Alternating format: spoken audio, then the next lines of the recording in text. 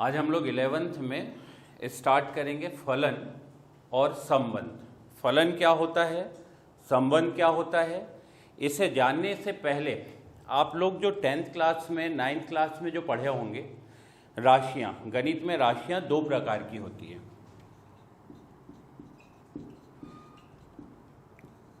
राशियों को दो भागों में बांटा गया है, पहले भी पढ़ चुके हैं, उसी को थोड़ा सा आगे बढ़ाते हुए हम लोग चलते हैं।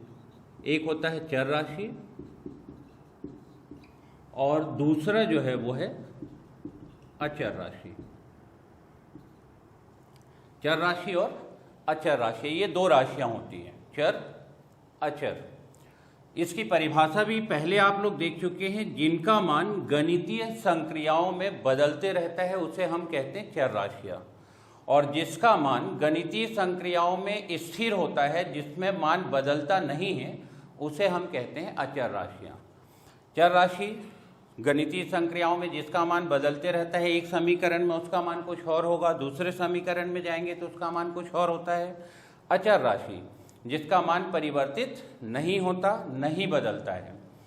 चर राशि जैसे कि आप गाड़ी से जा रहे हो तो आपके साथ में समय के साथ आपकी दूरी बदल रही है, चाल बदल रही है, समय बदल रहा है, लेकिन आप जिस गाड़ी से जा रहे हो आपका द्रव्यमान नहीं बदल रहा है, तो द्रव्यमान वहाँ पे क्या हो गया, अचर राशि। दूरी, चाल, समय, ये जो है वो क्या है, जिसके मान में परिवर्तन होता जा रहा है, वो है चर राशि। आप धीरे धीरे दूरी को तय करते जा रहे हो, समय बदलते जा रहे हैं, आपकी चाल बदल रही है, तो ये सब जो है वो चर राशियों में आता है और ये अचर राशि है। छोटा सा पौधा लगाते हैं, पौधे की हाइट हर दिन अगर आप देखोगे तो बड़ा होता जाता है, that is a variable quantity चर राशि। चर राशि को इंग्लिश में वेरिएबल कहते हैं और अचर को कहते हैं कांस्टेंट। तो there are two types of quantity, दो प्रकार की राशियां, चर और अचर। पेड़ पौधे की हाइट दिन ब दिन बढ़ते जा रही है, हर दिन अगर आप देखोगे तो नए नए मानों को वो ग्रहण करता है। तो गणितीय संक्रियाओं में जो विभिन्न मानों को ग्रहण करता है उसे हम कहते हैं चर राशि। तो पेड़ पौधे की हाइट, आपकी अगर हाइट देखोगे तो एक समय तक दिन ब दिन बढ़ते जा रही है, महीनों तक, तो वो चर राशि होती है। अचर राशि द्रव्यमान, अगर कार से आप कहीं जा रहे हैं तो कार का द्रव्यमान परिवर्तित नहीं होगा, उसे हम कहते हैं अचर राशि। अब चर राशि में अगर आप आते हैं तो इससे फिर से इसका वर्गीकरण होता है। चर राशि में भी दो प्रकार होते हैं और अचर राशि के भी दो प्रकार होते हैं, जो सामान्यतः आप लोग पढ़ेंगे नहीं, 10th क्लास में ये नहीं मालूम, लेकिन 11th में इसकी बहुत ज़्यादा ज़रूरत पड़ेगी आपको। चर राशि को दो भागों में फिर से बांटा गया है। जैसे आप देखेंगे, एक इक्वेशन अगर मैं लेता हूँ, y is equal to x plus 3, simple equation जो आप लोग पहले देखे हो, x और y। अगर आप यहाँ x की वैल्यू को रख रहे हो, 1 लिखा मैंने, 0 लिख दिया, -1 लिख दिया, 2 लिख दिया, मतलब ये हुआ कि एक समीकरण आपके सामने है जिसमें मैं x की वैल्यू को मन से जो चाहा वो मैंने लिख दिया। क्या आप ये बोल सकते हो कि y की भी मान को मैं ऐसे जैसे लिख सकता हूँ जैसे मैंने x की मान को लिखा है? तो जो वैल्यू मैंने x का लिखा हुआ है, जिसमें मैंने कुछ सोचा नहीं, तो उस तरीके से मैं y का मान नहीं लिख सकता, क्योंकि y का मान लिखने के लिए मुझे x के मान पर निर्भर होना पड़ेगा। x की वैल्यू अगर मैंने 1 लिया है तो y की वैल्यू 1 + 3, ये हो गया आपका 4। अगर x की वैल्यू मैंने 0 लिखा तो y की वैल्यू मिला आपको 3, -1 लिखा तो आपको मिला 2, और अगर आपने 2 लिया तो आपको मिला कितना, 5। इस तरीके से हमने x की वैल्यू तो स्वतंत्र रूप से चुन ली है, परंतु y की वैल्यू जो आपको मिली है वो पूरी तरीके से निर्भर है किस पर, x की वैल्यू पर। जब तक आपको x की वैल्यू पता नहीं होगी आप y की वैल्यू नहीं लिख पाओगे। तो y का मान पूरी तरीके से निर्भर है किस पर, x पर। तो यहाँ x भी चर राशि है और y भी चर राशि है, परंतु इन दोनों चर राशियों में एक चीज आपने देखा कि x स्वतंत्र है और y जो है वो परतंत्र है, क्योंकि x के मानों को रखने के बाद आप y के मान को प्राप्त करते हो। तो यहाँ पर x जो है वो स्वतंत्र चर हो गया और y जो है वो परतंत्र चर हो गया, और ये जो चर है वो संबंधित हो गए। x और y दोनों के दोनों संबंधित चर है, जिसमें एक मान को स्वतंत्रता पूर्वक लिखा जाता है, दूसरा मान उस पर प्राप्त होता है। पिछले साल आप लोगों ने समीकरण पढ़ा होगा जिसमें ग्राफ बनाए थे, 3x plus 2y is equal to 5, ऐसे कोई इक्वेशंस आते थे जिसमें x की वैल्यू रखते थे, x का मान रखते थे, y का मान प्राप्त करते थे और एक ग्राफ खींचते थे। तो यहाँ पर एक मान को आप स्वतंत्रता पूर्वक चुनते थे, परंतु दूसरा मान आपको इसके मान के ऊपर से प्राप्त होता था। तो इस प्रकार से राशि में चर राशि को भी दो भागों में बांटा गया, एक स्वतंत्र चर और दूसरा परतंत्र चर। तो इस प्रकार से राशियां दो प्रकार से हो गई, चर और अचर। चर राशि के दो प्रकार, स्वतंत्र चर और परतंत्र चर।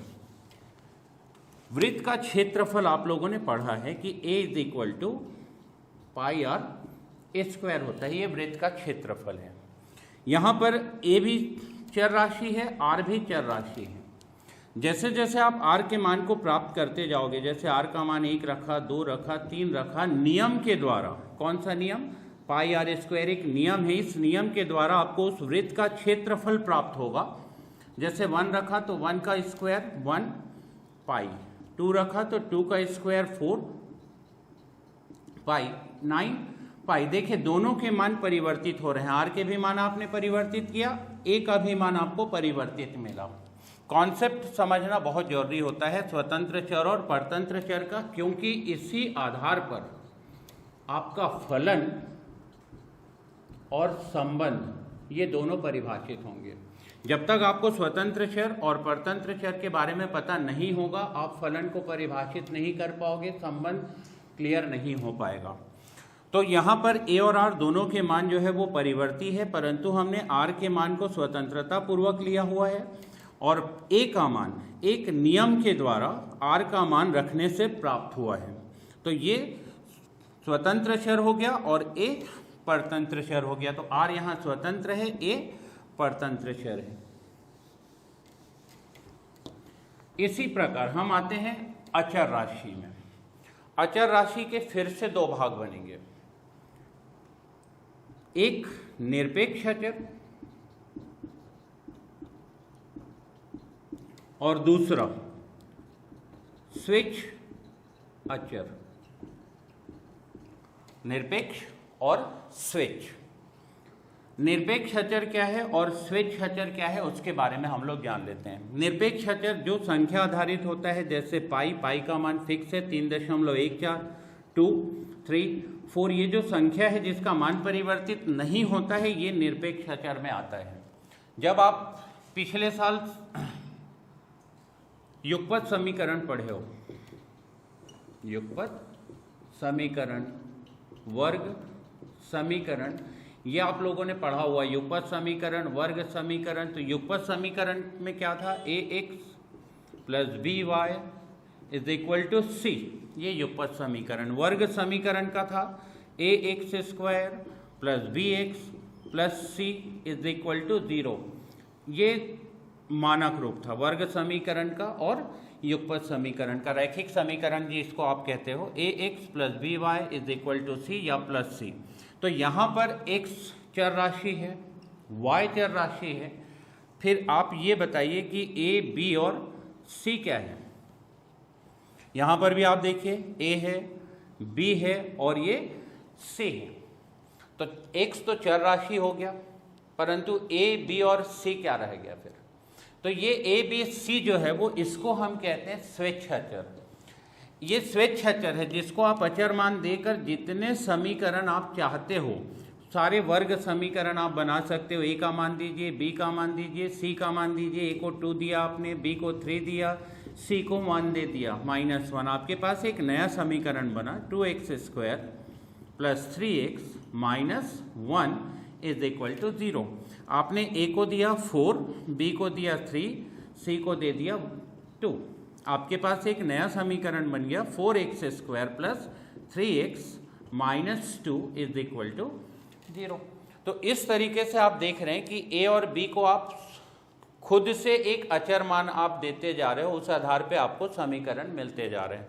तो जितने भी स्टैंडर्ड इक्वेशन में जो कांस्टेंट के लिए a, b, c टर्म में जो इक्वेशन में दिया हुआ रहता है उसको हम कहते हैं स्विच अचर। ax plus by plus c is equal to 0। यहाँ x चर है, y चर है, परंतु a b c ये जो है वो स्विच अचर में आते हैं।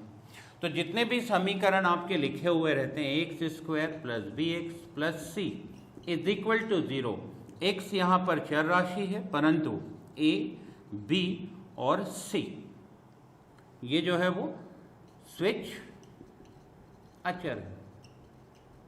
तो इस प्रकार से देखिए चर राशि के भी दो प्रकार हो गए, स्वतंत्र चर, परतंत्र चर। एक चर दूसरे चर पर निर्भर होता है, तो जो चर दूसरे चर पर निर्भर है उसे हम क्या कहते हैं? परतंत्र। जो दूसरे के ऊपर निर्भरता रहेगी तो वो परतंत्र होगा, और जो किसी के ऊपर निर्भर नहीं है उसे हम कहते हैं स्वतंत्र चर। मतलब एक समीकरण में एक से ज्यादा चर आते हैं, तो एक चर स्वतंत्र है तो दूसरा चर इसमें परतंत्र चर है। अचर राशि, निरपेक्ष अचर और स्विच अचर। अब इसी से फलन और संबंध कैसे बनते हैं देखिएगा। हमें पढ़ना था आज फलन और पढ़ना था संबंध। परतंत्र चर, स्वतंत्र चर। मैंने आपको वृत्त की त्रिज्या दिया 3 सेंटीमीटर और आपसे कहा कि वृत्त का क्षेत्रफल निकालिए, तो आप क्या करोगे? आपके पास एक सूत्र है a is equal to pi r square. Pi आपने r की वैल्यू रखा 3, आपको मिल गया 9 पाई। अब 9 पाई कैसे मिला? तो बोले सर ये एक सूत्र है जिसके आधार पर हमने वृत्त का क्षेत्रफल निकाला यदि हमें वृत्त की त्रिज्या दी गई है। तो वृत्त की त्रिज्या 3 दी गई है और आपने वृत्त का क्षेत्रफल निकाल दिया 9 पाई।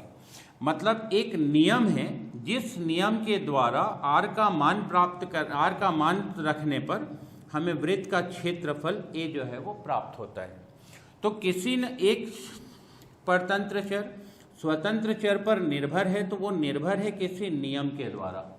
तो इस नियम को ही एक्चुअली में क्या कहते हैं? फंक्शन या फलन कहते हैं। नियम को क्या कहते हैं? फलन। तो कहीं भी अगर आपसे कहा जाता है कि फलन क्या है, तो शुरुआती दौर पे तो आप यही कहोगे कि फलन एक नियम है। थोड़ा सा अब आगे उसको और ज़्यादा पढ़ाते हैं कि फलन में किस तरीके के संबंध आते हैं। 3x plus 2y is equal to 5, 2y is equal to 5 minus 3x, y is equal to 5 minus 3x by 2। अब यहाँ x का मान आप रखते जाओगे। x का मान आपने रख दिया 1, y का मान मिलेगा आपको 1। आपने x की वैल्यू 1 रखा, 5 माइनस 3 हो गया आपका 2, और बाई में 2 किए तो 5 माइनस 3 2 बाई 2 कितना आया आपके पास? 1। बोले x का मान 1 रखने से y का मान 1 कैसे प्राप्त हुआ? तो आप बोलोगे सर हमारे पास एक नियम था 5 माइनस 3x बाई 2, इस नियम के द्वारा x का मान रखने से हमें y के मान प्राप्त हुए। तो यहाँ x और y संबंधित चर है, x का मान हमने रखा जिससे हमें y का मान प्राप्त हुआ किसी नियम या शर्त के द्वारा। तो ये जो नियम या शर्त के द्वारा एक चर राशि का मान रखने से दूसरी चर राशि का मान प्राप्त होता है, उस नियम या शर्त को ही फलन कहते हैं। तो फलन की परिभाषा क्या है? y is equal to x square, y square is equal to x. यहां पर भी आप दो चर देख रहे हैं, स्वतंत्र चर और परतंत्र चर में ये आपका स्वतंत्र चर हुआ और ये चर आपका परतंत्र हुआ। स्वतंत्र और ये परतंत्र। x का मान रखेंगे, x का वर्ग करने से हमें y का मान प्राप्त हुआ। x का मान मैंने रखा 3, x का मान रखा मैंने -3। y का मान क्या मिला आपको? 3 का स्क्वायर 9, -3 का भी स्क्वायर 9। आपने x का मान रखा, x के मान रखने से नियम के द्वारा आपको y का मान प्राप्त हुआ। ठीक। अब यहाँ पर आप देखें x का मान मैंने रखा 4, तो y square is equal to आपको मिला कितना? 4। सॉल्व करेंगे आप तो y की वैल्यू आपको मिलेगी +2 और -2, क्योंकि 4 का जब आप वर्गमूल निकालते हो, स्क्वायर रूट ऑफ 4, 4 का वर्गमूल, तो +2 भी आता है और -2 भी आता है। अब यहाँ आप देखिए दोनों में x और y एक दूसरे के ऊपर निर्भर है। y पूरी तरीके से निर्भर है x के ऊपर, यहाँ पर भी y का मान निर्भर है x के ऊपर। तो y परतंत्र है और x जो है वो आपका स्वतंत्र चर है।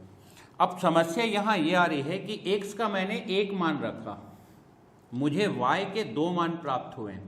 सिर्फ x का एक मान है 4, परंतु x के एक मान के संगत मुझे y के 2 मान प्राप्त हुए, +2 और -2। परंतु यहाँ पर x के 2 अलग अलग मान हैं, +3 भी है और -3 भी है, परंतु y के मान आपको 1 मिला है। देखिए दोनों में कितना डिफरेंस है।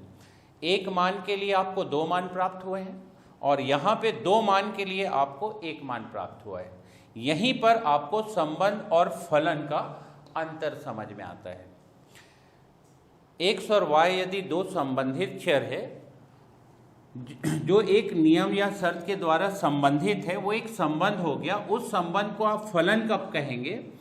जब x के निश्चित मान के लिए y का निश्चित और अद्वितीय मान प्राप्त हो। देखो अभी x के निश्चित, x के निश्चित मान के लिए y का निश्चित और एक शब्द डल गया और अद्वितीय। निश्चित और अद्वितीय मान प्राप्त होता है जिस नियम के द्वारा, तब उस नियम को कहा जाता है फलन। और अगर निश्चित मिल रहा है और अद्वितीय नहीं मिल रहा है तो उसे हम कहते हैं संबंध। मतलब x और y संबंधित है, यहाँ x और y संबंध है, परंतु इस संबंध को हम फलन कहते हैं। तो हर संबंध फलन नहीं होता है। x और y संबंधित है भाई, अगर स्वतंत्र और परतंत्र चर है तो ये दोनों किसी न किसी नियम के द्वारा संबंधित होंगे। लेकिन जिस संबंध में x के निश्चित मान के लिए y का निश्चित और अद्वितीय मान प्राप्त हो, एक देखिए निश्चित और अद्वितीय मान, तो जिस नियम के द्वारा निश्चित और अद्वितीय मान y का प्राप्त होता है उस नियम को यहाँ पर कहा जाता है फलन। x के निश्चित मान के लिए y का निश्चित और अद्वितीय मान प्राप्त होता है तो उसे हम फलन कहते हैं। तो फलन की परिभाषा क्या होगी? यदि x और y 2 संबंधित चर हैं, संबंधित चर बोलने का मतलब है कि किसी नियम के द्वारा x का मान रखने से y का मान प्राप्त होगा। x और y 2 संबंधित चर हैं।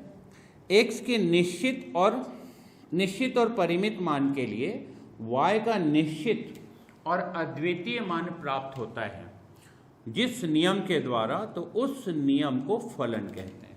तो जब भी आपको फलन की परिभाषा देने की बात आएगी तो आप कहोगे कि फलन एक नियम होता है जिस नियम के द्वारा एक चर राशि का मान रखने पर दूसरे चर राशि का निश्चित और अद्वितीय मान प्राप्त होता है, तो उस नियम को हम फलन कहते हैं।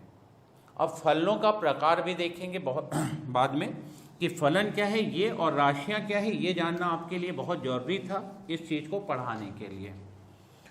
स्वतंत्र चर, परतंत्र चर, परतंत्र चर स्वतंत्र चर पर निर्भर होता है और उस निर्भरता में आपकी 2 शर्तें बताई गई कि स्वतंत्र चर के निश्चित मान के लिए परतंत्र चर का निश्चित और अद्वितीय मान जिस नियम के द्वारा प्राप्त होता है उस नियम को फलन कहते हैं, फंक्शन। इसे समुच्चय आधारित भी परिभाषित करेंगे, अभी राशियों के आधार पर परिभाषित किए हैं। बहुत सारी चीजें होती हैं जैसे दूरी है, चाल है, आप लोग जो पढ़े हो त्वरण है, ये सब भौतिक राशियां हैं। ये सब भौतिक राशियां जो है वो समय पर निर्भर करती है। समय एकमात्र ऐसी राशि है जो किसी पर निर्भर नहीं होती है, ये स्वतंत्र होती है। बाकी आप जितनी भी राशियां देखोगे, दूरी है, चाल है, त्वरण है, ये सब जो है वो समय पर निर्भर राशियां होती है। तो ये सब परतंत्र चर में आता है, दूरी, चाल, त्वरण, और समय आपका हो जाता है स्वतंत्र, क्योंकि समय किसी के ऊपर निर्भर नहीं करता, समय के ऊपर सब निर्भर करते हैं।